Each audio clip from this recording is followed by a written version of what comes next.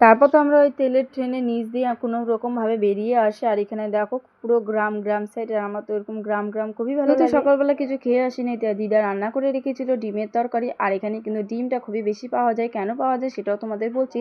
তারপর তো একটু বসে রেস্ট করে তো আমি স্নানটা সেরে ফেলি সকাল সকাল, কারণ ট্রেন জার্নি করে এসেছিলাম, শরীরটা খুবই দুর্বল ছিল, তাই স্নান করার পর তো শরীরটা খুবই ভালো লাগছিল। আমাদের ওইদিকে যে পরিমাণ রোদ, এখানে তো তার তুলনায় খুবই কম, মানে রোদ আছে কিন্তু খুবই কম, ঠান্ডা ওয়েদারই খুব বেশি। আমি তো ঠোঁটে একটু লিপ বাম লাগিয়েছি। তারপর সমস্ত কাজ সেরে তো আমি বেরিয়ে পড়লাম একটু ঘুরতে। না এটা আমার ফার্স্ট টাইম না, এর আগেও আমি দুবার এসেছিলাম, কিন্তু এখানে বাড়িটা ছিল না অন্য জায়গা। আর এখানে কিন্তু প্রকৃতি গাছপালা খুবই সুন্দর, মানে না এটা বাড়ি না, এটা একটা স্কুলে ক্লাব ঘরের মতনই বলা হয়। আর এখানে কিছু দেখা যাক চাই না যাক, প্রত্যেকটা বাড়িতে কিন্তু এই সাদা ফুলের গাছগুলো আছে নানান ধরনের। এখানে দেখো তারপর তো ঘুরে বাড়ি চলে আসে। আর দেখো দিদা এখানে মুরগিটা পোষা, মুরগিটা ডিমও দেয়। তারপর তো ঘুমিয়ে পড়েছিলাম, আর ঘুম থেকে উঠে তো খিদা পেয়ে গেছিল, তাই দিদা ফ্রাইড রাইস আর পনিরের তরকারি দিয়েছিল, আর সাথে ছিল একটা মিষ্টি। আর সন্ধ্যাবেলায় তো বসে গিয়েছিলাম দিদার সাথে সিরিয়াল দেখার জন্য, সাথে ছিল লাল চা আর ব্রেড।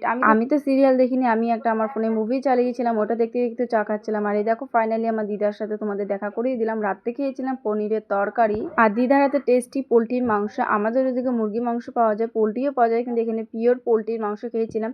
খাওয়া দাওয়া কমপ্লিট করে তো ঘুমিয়ে পড়েছিলাম, কাল সকালে আবার বাড়ি যেতে হবে। হঠাৎ করে আমাদের আসার কারণ আমাদের দিদাকে বাড়িতে নিয়ে যাব, মানে আমাদের বাড়িতে নিয়ে যাব কিছুদিন ঘোরার জন্য। আর সকালবেলা হওয়ার পর তো রেডি হয়ে গেছিলাম, আমাদের সকাল 10টার ট্রেন ছিল। আর দিদার সমস্ত কিছু তালা দিয়ে তো চলে আসলাম স্টেশনে। আর আমাদের তো দিদার বাড়ি থেকে স্টেশন মাত্র 2 মিনিটের হাঁটা পর ট্রেন লে। তারপর তো আমরা ওখানে অনেকক্ষণ অপেক্ষা করলাম, প্রায় 1 ঘন্টার মতন অপেক্ষা করার পর আমরা ট্রেন পেয়েছিলাম। আর ট্রেনে তো এরকম একটা সুন্দর ভিডিও বানিয়েছিলাম, খুব সুন্দর ভিউ দেখতে দেখতে বাড়ি চলে আসি। তোমাদের সাথে আবার দেখা হচ্ছে আমার নেক্সট ভিডিওতে। তোমরা তো সাবস্ক্রাইব লাইক কমেন্ট করতে থাকো।